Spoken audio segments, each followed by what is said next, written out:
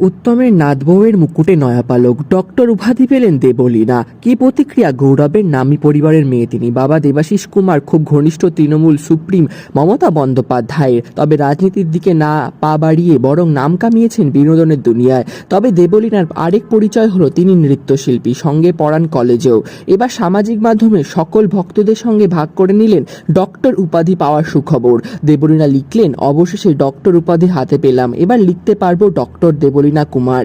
আমি রবীন্দ্রনাথের নৃত্যধারার একজন গর্বিত গবেষক। সত্যি আনন্দের মুহূর্ত। এই অনুভূতি আমাকে আরো নম্র করেছে। সর্বশক্তিমানের কাছে সত্যি কৃতজ্ঞ ও ঋণী। আমি শুধু আপনাদের শুভেচ্ছা চাই, এবং তাই এই পোস্ট। দেবলীনাকে শুভেচ্ছায় ভরিয়ে দিয়েছে তার অনুরাগীরা। তার পোস্টে কমেন্ট করেছে টলি সেলেব্রাও। মিমি চক্রবর্তী দিলেন রেড হার্ট ইমোজি। দেবচন্দ্রিমা লিখলেন, ইয়ে। শ্রীতমা রায়চৌধুরীর মন্তব্য, শুভেচ্ছা।